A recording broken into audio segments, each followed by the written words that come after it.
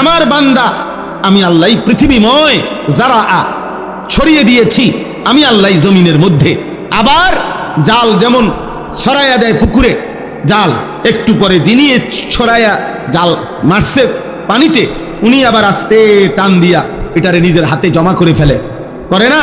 তো ইলাইহি তুহশারুন, আল্লাহ বলেন আবার গোটা পৃথিবী থেকে আমার বান্দা আমি আবার জমা করে হাসরের মাঠে নিয়ে আসবো, আমি নিয়ে আসবো আবার। ওয়া ইলাইহি তুহশারুন, আমি আল্লাহর নিকটেই আবার হাসর হবে, জমা হবে।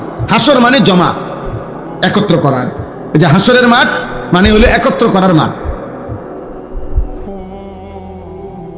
তাহলে ইনশাআল্লাহ বাবারা, এবার বয়স্ক বাবা চাচা আছেন, আপনাদেরকে বলি আব্বা, আলহামদুলিল্লাহ কিছু বয়স্ক চাচাও আছেন, আপনাদেরকে বলি গুনার উপরে আপনারা যারা লাগাতার এক তালে আছেন, আপনাদের কাছে অনুরোধ আব্বা, এটা অনেক বড় বাড়াবাড়ি, সীমা লঙ্ঘন। আপনারা মনে রাখেন 60 বছর, আমি প্রতিদিন বলি রে বাপ, 60 বছর অথচ এখনো প্রতিদিন বিড়ি সিগারেট খাইতেছেন, আপনি কিন্তু বাড়াবাড়ি করছেন। 60 বছর বয়স হয়ে গেছে, আজও বিড়ি সিগারেট ছাড়বার সময় হয় নাই। 60 বছর এখনো কিস্তি নেন, এখনো সুদ খান, এখনো ওজনে কম দেন, এখনো মিথ্যা বলতেছেন, এখনো অন্যের সম্পদ ফিরাই দিচ্ছেন না। আয় হায় নাফরমান বুড়া, আজও তোমার কবরে যাওয়ার সময় হয় নাই চাচা। আপনি জানেন এই জমিটা আপনার না, আপনি জানেন আপনি গায়ের জোরে ক্ষমতার জোরে 2 নম্বরই সিটারি কইরা দলিলের মারফেস দিয়া আপনি নিয়ে আনিছেন, কিন্তু আপনার কলিজা তো জানে এটা আপনার না। কথা বলেন না কেন?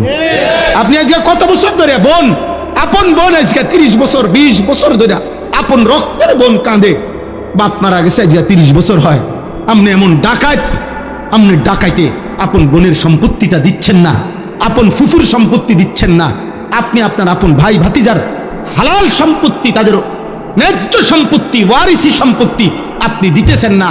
বইয়া বইয়া সাধুয়ানে গপ মারেন, কবরে ঢুকবেন টাঙ্গাইয়া ফিটবো বুড়া মিয়া, মনে রাখেন।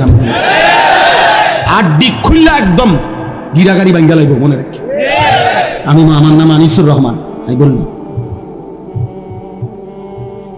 হ্যাঁ, ঘটনা কি? বোনের সম্পত্তি দেন না কেন? ভাইয়ের প্রাপ্য দেন না কেন? বাতিজা কাঁদে প্রতিদিন আইসা, বাতিজার সম্পত্তি দেন না কেন? আপনি জানেন না আপনি মরতেন না? কথা বলেন, এমন নাই? একটা গাছ, শুধু এই গাছটা কাইটা দিলে আপন ভাই, আপন ভাতিজা, আপন ভাইয়ের আপন প্রতিবেশী, আজ 50 বছর ধরে বংশের পর বংশ তারা একসাথে থাকে। আরে মেয়ে কদ্দুর রাস্তা, 1 বিঘত জায়গা দিয়ে দিলে বেচারা বাড়ি ঢুকতে পারে। ওমা এই ডাকাত আজ 50 বছরও এটা দেয় না। আরে তার হাত পাও ধরছে না, দিত না, দিতাম না, দিতেন না, কা দিতাম না, কইছি দিতাম না, কেউ কিনলে দিতেন না, না দিতাম না, কইছি দিতাম না। এটা কথা হইল চাচা? একজন বয়স্ক যে কবরে যাবেন, আপনি এটা কি করছেন? এই গাছটা কাইটা দিলে তারা বাড়ি ঢুকতে পারে না, দিত না, গাছ এটা কেটে দিত, দিতাম না, কইছি দিতাম না। দরকার হলে 300 মাইল দূরে গিয়া, ও দূরে কোনানে গিয়া 10,000 টাকা দান কইরা স্লোগান লইয়া বাইতাই, হ্যাঁ মাশাআল্লাহ, ওখানে গিয়ে কইছে তারা টিয়া 5,000 দিছে, আর কইছে জনাব অমুক মার হাবা 5,000, সবাই বলেন মার হাবা, হাবারে মার, মার তারে ধরে আমার কন্যা মার হাবা। এই গ্রামের থেকে মার হাবা আনছে, মাশাআল্লাহ, কত বড় ভাগ্যবান চাচা। চাচা এই গ্রাম তুই আরেক গ্রামে মার হাবা আনে, আপন বাতিজার ফিয়া দেন, আপন বোনের সম্পদ দেন, আপন স্ত্রীর মোহর আনার টাকাটা মাত্র 60,000 70,000। আর এই 30 বছর আগের বেডিতের মোহরে তে রুমে আসেন। আমার ছোট বোন যে সময় বিয়ে দেই 2003 সালে, তো আমার আগের 2 বোন, আমি তখন একটু বুঝের, আমার বোনের বিবাহের মোহর নিয়ে কথা হইতেছে ছেলের বাড়িতে, তো কথা তখন মিলাইতে পারতেছি না, আমি একটু বেশি চাইতেছি, তখন বলতেছিলাম আবদার করে। তো ছেলের পক্ষের বা কোনো একজন লোক মনে বলে উঠছে যে ঠিক আছে, ফেসালির দরকার নাই, হুজুরের আগের 2 মেয়ে, আমার আব্বা বড় আলেম ছিল, আগের 2 মেয়ের যেই মোহর দিছে আমরাও এটাই দিব। হ্যাঁ, এরপরে এটা বলতেই আমার আব্বা আমারে দিছে এবার দম, এই বেটা তুই ফুলাইন মানুষ বেটা, যা বেশি ঝামেলা করস তুই বেটা, ঠিক আছে আপনারা যেটা কইছেন এইটাই, মানে আপনারা কোনটা কইছেন এতক্ষণ? তো তারা বলছে 1 লাখ কত জানি মনে না কি 1 লাখে ধরেন, মনে নাই আমার খুব। তা এটা মাইনা আব্বা আইসা পড়ছে। তা আমি আইসা বাসার মধ্যে মনটা খারাপ, যে আমারও ধমকও দিল আর আমার বোনের সমানও তো হইতে দিল না। আব্বাই তখন আমাকে কইছে, বেড়া ব্যাক কল, তোর আগের 2 বোনের মোহরানা 6000 করে বাইরে, এটি আগের দিনের মোহর। আমার বোনেরা বড় সবাই, আগের বোনগুলা, বুঝছেন? তারার মোহর তুই ধরলে তো কিচ্ছু পাইতি না। এমন এমন স্ত্রীর মোহর সামান্য কয়টা টাকা, এবড়ি এই মোহরানার টাকাটা দেয় না, এমন পুরুষ আছে না? কেন দিলেন না চাচা? কেন দিবেন না? কেন দিলেন না? কেন? তাই বেডিরে তো সবই দিছি। কিতা সব দিছেন? ভাতের তালা, ভাত কতটি দিছেন আর কিতা? আল্লাহ আমাদেরকে বুঝ দান করে। কি শুরু করলা তুমি? কি পাইলা বাপ মোবাইলের মধ্যে? এমন পাগল হয়ে গেলা কেন? এমন পাগল হয়ে গেলা কেন? মনে করো কেউ মানা করে না আর কি, কেউ বাধা দেয় না, তাই বলে বুঝি নিজের এভাবে শেষ করে দিচ্ছ। তোমার চরিত্রের কি অবস্থা তুমি বুঝো না? এত নারী দেখলে, এত ছবি দেখলে, এত অশ্লীল দৃশ্য দেখলে, এত উলঙ্গ ছবি দেখলে বাপ, মানুষ কি হয়? মানুষের চরিত্রটা কি হয়? শরীরের সক্ষমতাটা কি হয়? তুমি বুঝো না আব্বা? মনে করো কেউ বাধা দিতে পারলো না আর কি, বাপে পারলো না, মায় পারলো না, তোমার সাথে এই সমাজের কেউ বাধা দিতে পারলো না, কিন্তু নিজেকে তুমি কি করছো? নিজের জীবন এভাবে শেষ করে দিচ্ছ কেন? কোরআন কারীমের মধ্যে আল্লাহ তাআলা বলেন, ওয়ালা তুলকু বিআইদিকুম ইলা তাহলুকা, হে আমার বান্দাগণ, নিজেকে তোমরা নিজে ধ্বংসের দিকে ঠেলে দিও না। কোরআনের আয়াত। আল্লাহ বলছেন, নবীজি বলছেন, ওয়া ইন্না লিজাসাদিকা আলাইকা হাক্কান, তোমার শরীরের তোমার নিকটে হক আছে, তোমার শরীর তুমি বরবাদ করে দিও। সাহাবী অতিরিক্ত রোজা রাখতে চাইছে, রোজা নেক আমল আল্লাহ নবী নিষেধ করছে না, লাগাতার রোজা রাখো না, তোমার দেহ কষ্ট পাবে, তোমার শরীরেরও হক আছে। হযরত আব্দুল্লাহ ইবনে আমর ইবনুল আস রাদিয়াল্লাহু তাআলা কে নিষেধ করছে নবীজি, বারবার নিষেধ করছে। তিনি এরপরও নবীজির থেকে অনুমতি নিয়ে বেশি রোজা রাখতেন। শেষ বয়সে এত কষ্ট পাইছেন তিনি, শারীরিকভাবে দুর্বল। কিতাবে আছে উনি আফসোস করতেন, হায় নবী আমাকে সেদিন বলছিলেন, আমি নিজে জোর কইরা আমার নিজের উপরে চাপাইয়া নিছি, এখন আমি কষ্ট পাইতেছি। তাইলে আব্বা মনে রাখো বাপ, যৌবন কমে আসবে, শারীরিক সক্ষমতা কমে আসবে, কিন্তু এই লাগাতার গুনাহ, এই অস্থির ছবি দেখা, নারী দেখা, প্রত্যেকবার তুমি বুঝো বা না বুঝো বীর্যপাত হয়। মানুষের শরীরের সবচেয়ে শক্তিশালী বস্তু তার শরীরের বীর্য, অতএব সেটা তোমার অজান্তেও ক্ষয় হয়। আখিরাত তো নষ্ট হবেই হবে, কবরে কষ্ট তো পাবাই, আখিরাতের জাহান্নামের কষ্ট তো আব্বা পাইবাই, কিন্তু খোদার কসম এই কোরআন হাতে নিয়ে বললাম, দুনিয়ার জীবনটাও কষ্ট পাইবে। পরিণত বয়সে, উপযুক্ত বয়সে শারীরিক সক্ষমতার অভাবে তোমার জীবনটাই দুনিয়াতেই জাহান্নামের টুকরা হয়েছে।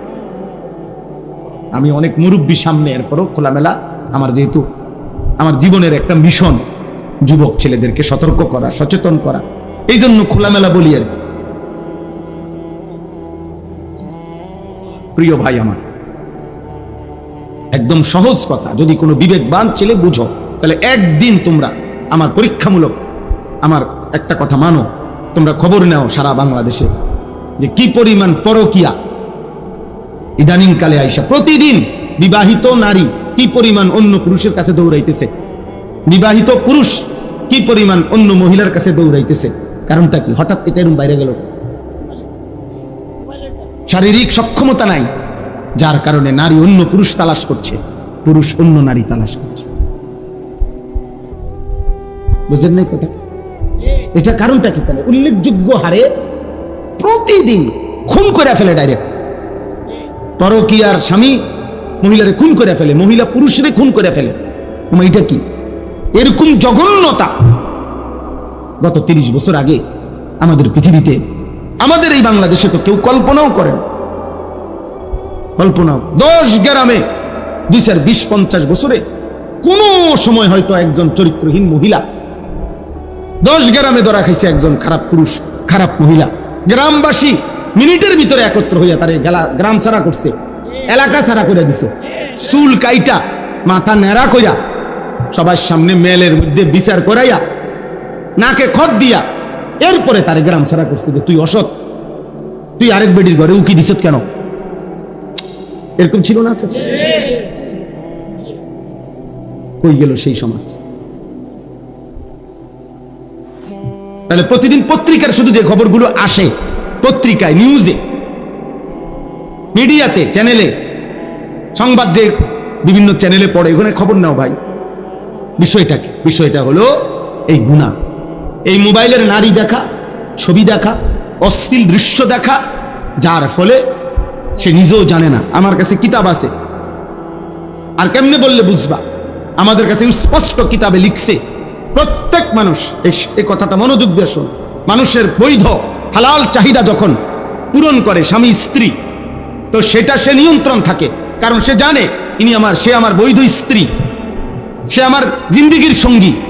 কিন্তু হারাম যখনই যে যেখানে নিজের হাত দ্বারা হারাম চাহিদা পূরণ করুক, অশ্লীল দৃশ্য দেখে পূরণ করুক, আর হারাম নারীর সাথে হারাম প্রেম, হারাম সম্পর্কের মাধ্যমে পূরণ করুক, ওই নাফরমান, ওই মানুষরূপী জানোয়ার, ওই চরিত্রহীনের নিয়ন্ত্রণ থাকে না। সে এই পরিমাণ তখন হারাম, জিনা আর ব্যভিচার আর অশ্লীলতা করে নিজের হাতে নিজের শরীর, নিজের জীবন নষ্ট করে দেয়। কারণ অর্থ গুনার, অসভ্যতার চাহিদার কারণে শয়তান যখন তার উপরে পুরা সাওয়ার হয়, পুরাপুরি সাওয়ার হয়, তখন তো তার আর নিয়ন্ত্রণ থাকে না, তার ভিতরে তো স্থিরতা থাকে না, পাগল হয়ে যায় সে, তখন কুত্তার মতো হয়ে যায়। এই জন্য তোমরা অল্প বয়সী ছেলে, তোমরা দাঁড়াও এখানে সোজা, তোমাকে বাচ্চা মুরব্বীরা এখন দেখুক, তোমরা 100 ছেলে দাঁড়াও, তোমাদের এত কম বয়সী ছেলে, 18-20 বছর মাত্র, চেহারা আরেকটু নাদুস নুদুস থাকার কথা, আরেকটু সুন্দর থাকার কথা, কিন্তু তোমরা এত কম বয়সী ছেলের সাফা এত ভিতরে কেন? চোখ এত ভিতরে কেন? খোদার কসমের অন্যতম কারণ এই মোবাইল, এই নারী দেখা, এই ছবি দেখা, এই অস্থির দৃশ্য দেখা। তুমি ভুল করছো আব্বা, একদিন তুমিই থামে যাইতে হবে, পৃথিবী থামবে না, সূর্য উঠবে, চাঁদও উঠবে, নেককার ঠিকই থাকবে, কিন্তু তুমি আটকায় যাবে। একদিন তোমার হাতে তুমি আটকায় যাইবা, তোমার কপাল তুমি চাপড়াইবা। ইয়া লাইতানি ইয়া ওয়াইলাতা, কোরআনে আছে, নাফরমান নিজের কপাল নিজে চাপড়াবে। ইয়াদুজ জালিমু আলা ইয়াদাইহি, আল্লাহ বলছে নাফরমান নিজের আঙ্গুল, নিজের দাঁত দিয়া কামড়াইয়া এভাবে ছিঁড়ে ফেলবে, আফসোস করতে করতে, আফসোস করবে, আফসোস করবে, আর বলবে ইয়া লাইতানি লাম আত্তাখিজ ফুলানান খলিলা। আহা, হায় হায় হায়, আমি যদি অসৎ তাকে, ওই নষ্ট চরিত্রের লোকটাকে, ছেলেটাকে, মেয়েটাকে যদি বন্ধু না বানাইতাম, তাহলে তো আজ আমি বরবাদ হইতাম না। এজন্য প্রিয় ভাই, অনুরোধ করছি, শুধু একজন বক্তা না, শুধু ওয়াজ করতে আসি নাই, আমার কষ্ট হয়েছে রাস্তাটা আসতে, আমার ধারণার চাইতেও ভিতরে।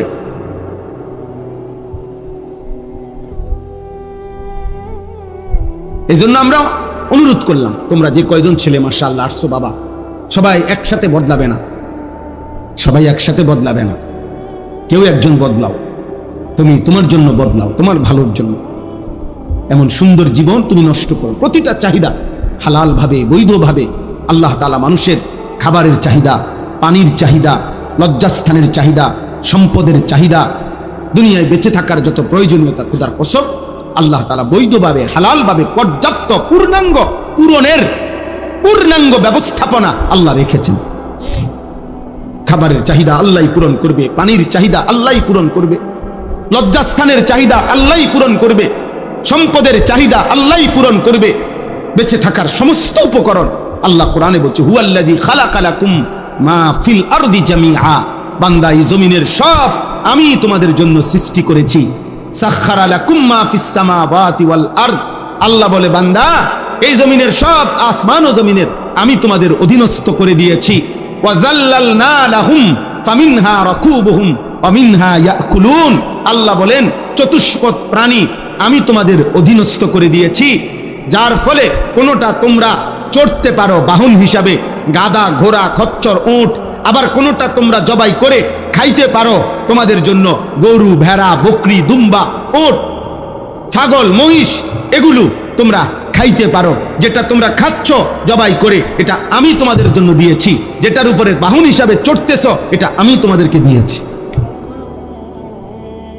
আমি দিয়েছি। বান্দা হুয়াল্লাযী জাআলা লাকুমুল আরদা যালুলান ফামশু ফি মানাকিবিহা ওয়া কুলু মির রিজকি ওয়া ইলাইহিন নুশুর। আল্লাহ বলে, বান্দা বিশ্বাস করো, এই জমিন পুরাটা, পৃথিবীর পুরাটা মাটি আমি আল্লাহই তোমাদের অধীন করে দিয়েছি, তোমাদের ব্যবহারের উপযোগী করেছি। এমন বানাই, পানির মতো বানাই নাই, তাইলে মাটি হবে কিভাবে? আবার একদম এত ফোমের মতো নরম বানাই নাই, তাইলে স্থির হইয়া দাঁড়াইবা কেমনে? আবার পাথরের মতো শক্ত বানাই নাই, তাইলে তোমাদের খাদ্য, খাবার, ফুল, ফল, ফসল উৎপন্ন হবে কিভাবে? এবং তোমাদের পিলার ঘরের খুঁটি তোমরা কিভাবে গাঁড়বে?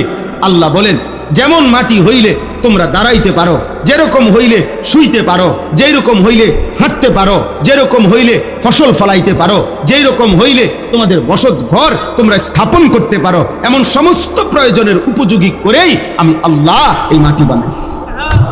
বাহ, সুবহানাল্লাহ। এমন মালিকরে সেজদা না দিলে নাফরমান, তুই মানুষ হইলি কেমনে নাফরমান? এই জানোয়ার বেটা,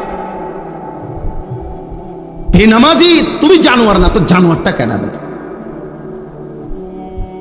সেজদা বিহীন নাফরমান, ওই জীবন তো জানোয়ারের জীবন, ওই জীবন তো কুত্তার জীবন, হাইওয়ানের জীবন বেটা।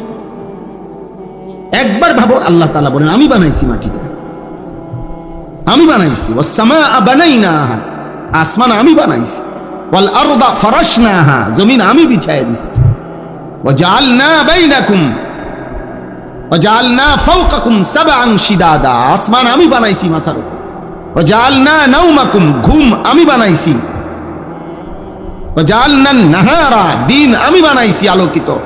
ওয়াজআলনাল লাইলা, রাত্রি আমি বানাইছি অন্ধকার, অন্ধকার আমি বানাই, আলো আমি বানাই, রোদ আমি দেই, বৃষ্টি আমি নামাই, ফল আমি উঠাই, ফসল আমি উঠাই, গাছ আমি বানিয়েছি, পাহাড় আমি স্থাপন করেছি, জমিন আমি বিছায় দিছি, সূর্য আমি স্থাপন করেছি, চাঁদ আমি স্থাপন করেছি।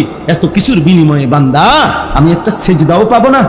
ঠিক তোর কপালে, থুতু তোর কপালে, থু থু থুতু তোর কপালে। বেনামাজি, তোদের কপালে থুতু থুতু থুতু, ঠিক তোদের কপাল, ঠিক